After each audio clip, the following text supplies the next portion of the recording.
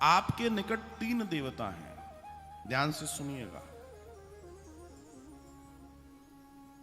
कुल देवता, पितर देवता और देवता।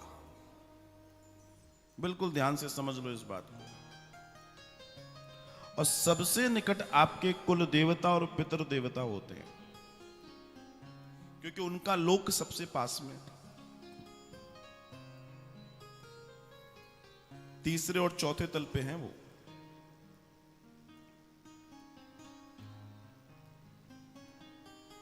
अगर आपने अपने कुल देवी देवता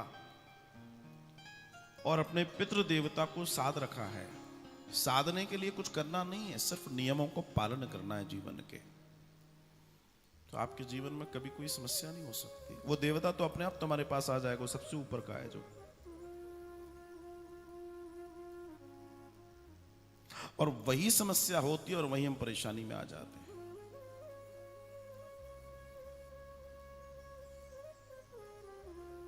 सोचिए, आज एक फोन आया, उनको बड़ी समस्या थी, तो हमने कहा आपकी कुल देवी कौन है? बोला नहीं मालूम। कुल देवता कौन है? बोला नहीं मालूम। मैंने कहा किसी बड़े से पूछो, बोलो बड़े को भी नहीं मालूम। मैंने और बड़े से पूछो, बोलो उनको भी नहीं मालूम। मैंने और बड़े से पूछो, बोलो वो तो सब निकल लिए। तो किससे पूछे? मैंने कहा जहां से तुम निकले हो, किसी गांव से निकले होगे, वहां पता करो। वहां बोलो वहां कोई नहीं है। मैंने कहा देख भाई बहाने मत बना, ढूंढने से भगवान मिलते हैं, थोड़ी सी मेहनत कर ले। ऐसा हो ही नहीं सकता कि तुम्हारे कोई कुल देवी देवता ना हो। पूरी मेहनत करो ढूंढने की, मिलेंगे जरूर। और ना मिले तब फिर एक दर्शन आया है कि आपके जो ईष्ट हैं उन्हें अपने कुल देवी देवता मानकर आप पूजना शुरू कर दें। मगर ये सबसे आखिरी में है।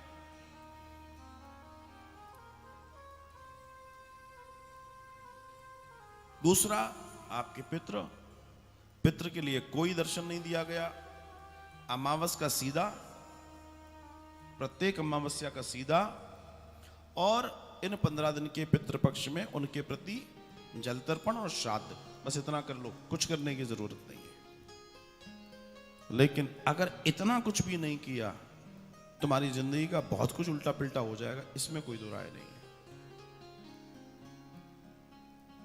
जिनकी वजह से हम हैं, उन्हें हमें श्रद्धांजलि देनी चाहिए, श्रद्धा अर्पित करनी चाहिए। ये नियम की बात बता रहा हूं, बाकी अपना जीवन आप जैसे जीना चाहें। जितने लोग अपनी परेशानी लेकर आते हैं, 99% लोगों के पास आज पितृ समस्या है, कोई दूसरी समस्या ही नहीं है। सब अपनी जिंदगी में खाने कमाने में ऐसे निकले हैं कि उन्हें कोई परवाह नहीं है कि हमारा कोई धर्म भी था, हमें कुछ करना भी था, हमारी कुछ ड्यूटी भी थी, किसी को कोई मतलब नहीं है।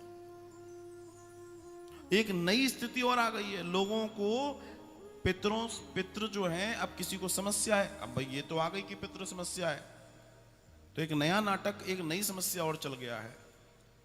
फिर आपको गांव में बता देते हैं, देहातों में और जगह बता दिया है कि अपने देवता को ना स्थान दो। अब जिसका स्थान पितरलोक होना चाहिए उसको तुम स्थान दे रहे हो मृत्यु लोक में। जिसको मुक्ति चाहिए तुम उसको जंजीरों से बांध के रख रहे हो, और उल्टा तुम्हारा सत्यानाश। उनके नाम के चबूतरे बनवा रहे हो, उनके नाम की मड़िया बनवा रहे हो, उनके नाम के मंदिर बनवा रहे हो, उनकी मूर्तियां बनवा रहे हो। वो मुक्त ही नहीं हो पाएगा। और ये तुम्हें कहां किसने बता दिया? जो तुमको ये करवा रहा है उससे पूछो कौन से शास्त्र में लिखा है, ये तो बता दे भाई। किसी शास्त्र में, किसी पुराण में कहीं तो लिखा होगा, बता तू हमें, बता दे तो हमसे कहिएगा आप।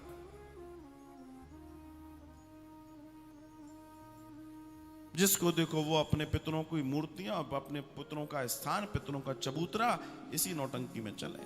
और फिर उसके बाद तुम्हें सुख मिल गया हो तो ये और बता दो तुम मुझे, तो हम भी 2-4-10 चबूतरे बनवा देते हैं।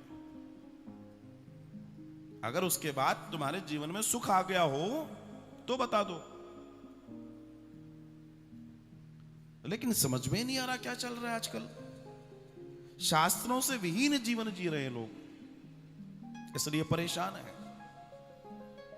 अरे हमारे सनातन धर्म का दर्शन कितना महान है, जरा देखो तो सही। हमारे यहां मुक्ति की चर्चा है, मुक्ति की, बांध के रखने की नहीं है। हमारे यहां का दर्शन क्या है कि एक दिन मुक्त होना है कि बांध के रखना है? चबूतरों में, मूर्तियों में अपने पितरों को मड़ियाओं में बना बना के 2 ईंट लगा दिए, हो गया खेल। खुद एसी में सो रहे हैं, बाहर चबूतरे पे 2 ईंटें लगा दी हैं, चूना लगा दिया उसमें, बस बढ़िया है, जाओ। अब वो पितर तुम्हारा कल्याण करेगा, रोज शॉर्ट सर्किट करेगा, बेटा तेरी बेइज्जती निकालता हूं अभी। समझ में नहीं आ रहा लोगों को। थोड़े से लाभ के चक्कर में किसी ने कुछ बता दिया, किसी ने कुछ बता दिया।